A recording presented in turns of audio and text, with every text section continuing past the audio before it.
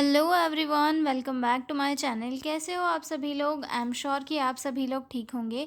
तो चलिए हम लोग आज का वीडियो स्टार्ट करते हैं। इस वीडियो में हम लोग जो है mechanism of action and adverse effect of metformin वाला जो क्वेश्चन है उसे डिस्कस करने वाले हैं। ये काफ़ी इंपॉर्टेंट क्वेश्चन है क्योंकि प्रीवियस ईयर में इससे जो है 6 नंबर का क्वेश्चन पूछा गया था।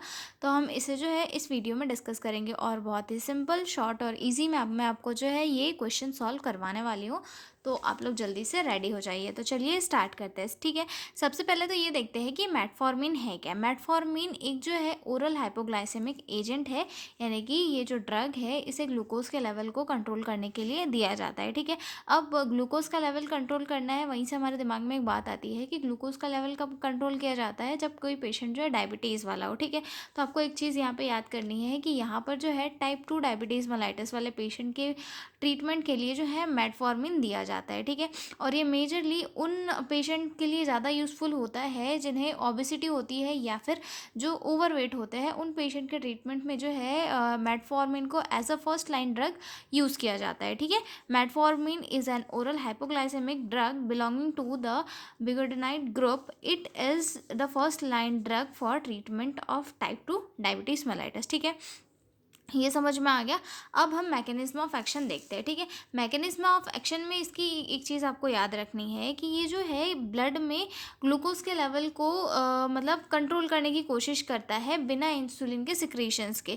मतलब कि मेटफॉर्मिन क्या करता है, इंसुलिन को डायरेक्टली इंक्रीज नहीं करता, मतलब इंसुलिन का जो सिक्रीशन है उसे डायरेक्टली इंक्रीज नहीं करता, बल्कि बॉडी में जो है ग्लूकोज को कंट्रोल करने के जो तरीके होते हैं उन्हें इम्प्रूव करता है। कि जो ग्लूकोज जो है वो बॉडी में कहाँ कहाँ पे कंट्रोल किया जा सकता है, उनको इम्प्रूव करके जो है बॉडी में ग्लूकोज के लेवल को जो है कंट्रोल करने की कोशिश करता है, ठीक है। अब इसमें कहाँ कहाँ पे ये वर्क करता है हम इसमें आगे देखेंगे, ठीक है। तो इसमें सबसे फर्स्ट आता है डिक्रीज्ड हेपेटिक ग्लूकोज प्रोडक्शन, ठीक है।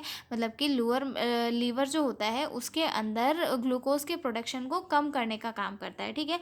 It suppress gluconeogenesis formation of glucose in the liver. और ये क्या करता है, जो फॉर्मेशन होता है ग्लूकोज का जिसे ग्लूकोनियोजेनेसिस कहा जाता है, उसे सप्रेस करने का काम करता है, मतलब उसे जो है कम करने का काम करता है, ठीक है। नॉर्मली लीवर जो है नॉर्मली लिवर ब्लड में ये ग्लूकोज रिलीज करता रहता है जिसे ग्लूकोनियोजेनेसिस करता है। तो मेटफॉर्मिन क्या करता है, इस प्रोसेस को कम करता है।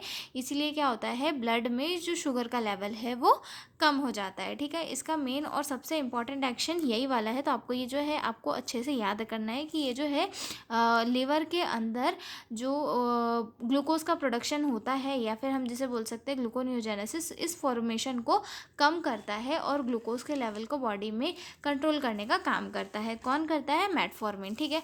अब उसके बाद इसका सेकेंड एक्शन आता है इंक्रीज्ड इंसुलिन सेंसिटिविटी, ठीक है। बॉडी में जो मसल और फैट टिश्यू को इंसुलिन के लिए ज़्यादा सेंसिटिव बना देता है। मतलब हमारी जो बॉडी के फैट टिश्यूज़ वगैरह होते हैं इनको इंसुलिन के लिए ज़्यादा सेंसिटिव बना देते हैं, ठीक है। इससे ग्लूकोज सेल्स के अंदर इजीली चला जाता है और शुगर जो है बॉडी में अपने आप कम हो जाती है, ठीक है। मतलब कि इंसुलिन रेजिस्टेंस बॉडी में कम कर देता है, ठीक है। It increases glucose uptake by muscle and improve peripheral utilization of glucose. So insulin work more effectively, reduces insulin resistance. मतलब इंसुलिन के रेजिस्टेंस को कम करता है हमारी बॉडी में, जिससे कि ग्लूकोज जो है सेल्स के अंदर चले जाता है और वहाँ पर ग्लूकोज का जो लेवल है वो कम हो जाता है, ठीक है। ये हो गया इसका second mechanism of action. Third देखेंगे हम, डिक्रीजेस इंटेस्टाइनल ग्लूकोज एब्जॉर्प्शन। मतलब कि जो इंटेस्टाइन में जो ग्लूकोज का जो एब्जॉर्प्शन है उसे भी कम करता है, ठीक है।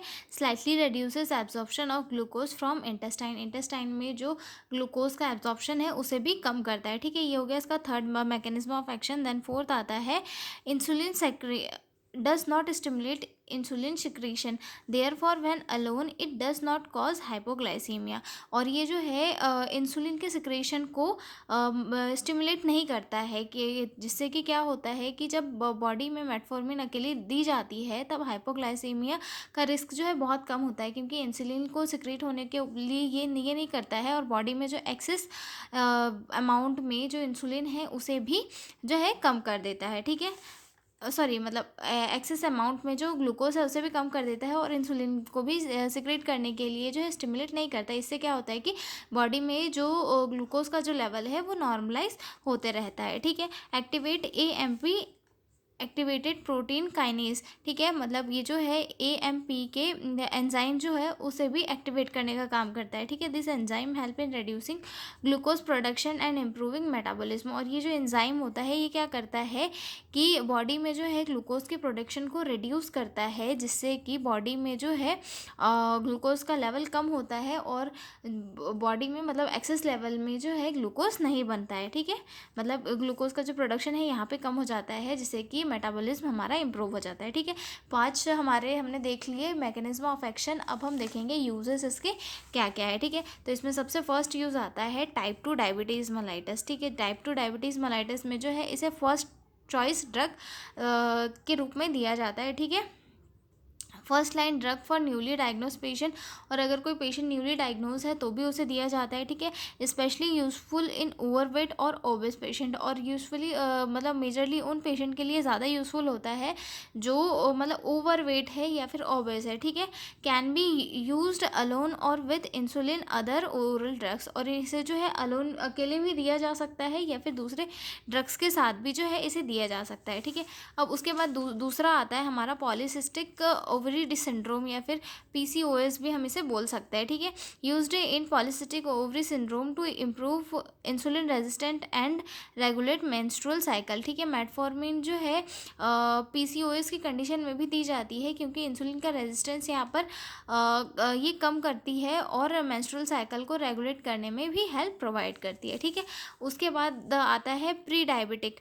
प्री डायबिटीज़ में भी दिया जाता है to delay progression to diabetes, मतलब कि डायबिटीज़ डेवलप होने के रिस्क को कम करने के लिए भी जो है इसे दिया जाता है। ठीक है, उसके बाद गेस्टेशनल डायबिटीज़ में भी दिया जाता है, डॉक्टर के सुपरविज़न में जो है मेजरली इसे दिया जाता है। ठीक है, ये हो गया हमारे इसके यूजेस। अब हम देखेंगे इसके एडवर्स इफेक्ट। एडवर्स इफेक्ट में सबसे फर्स्ट आता है हमारा नोज़िया, वॉमिटिंग देखने के लिए मिल सकता है पेशेंट को। ठीक है, डायरिया देखने के लिए मिल सकता है, एब्डोमिनल डिस्कम्फर्ट देखने के लिए मिल सकता है, या फिर मेटालिक टेस्ट वगैरह भी देखने के लिए मिल सकता है। ये जो है स्टार्टिंग में होता है पेशेंट में और धीरे धीरे जो है काफ़ी कम हो जाता है, इसलिए मेटफॉर्मिन को खाने के साथ में हमेशा पेशेंट को दिया जाता है। ठीक है, या फिर लैक्टिक एसिडोसिस भी हो सकता है, ये काफ़ी रेयर बट सीरियस कंडीशन हो जाती है। ठीक है, लॉन्ग टर्म यूज़ में डिक्रीज विटामिन B12 एब्जॉर्प्शन, और अगर पेशेंट बहुत लंबे टाइम से ले रहा है तो B12 का जो एब्जॉर्प्शन है उससे भी वो भी देखी जा सकती है पेशेंट के अंदर, जिसके कारण जो है पेशेंट में काफ़ी वीकनेस देखने के लिए मिल सकती है। ठीक है, उसके बाद अगला पॉइंट आता है हमारा कॉन्ट्राइंडिकेशन भी देख लेते हैं। तो इसमें जो है सीवियर रीनल इम्पायरमेंट में हम पेशेंट को मेटफॉर्मिन नहीं दे सकते। ठीक है, और सीवियर लीवर डिसीज में भी नहीं दे सकते, अल्कोहलिज्म वाला पेशेंट है तो वहाँ पे भी नहीं, और या फिर सीवियर हार्ट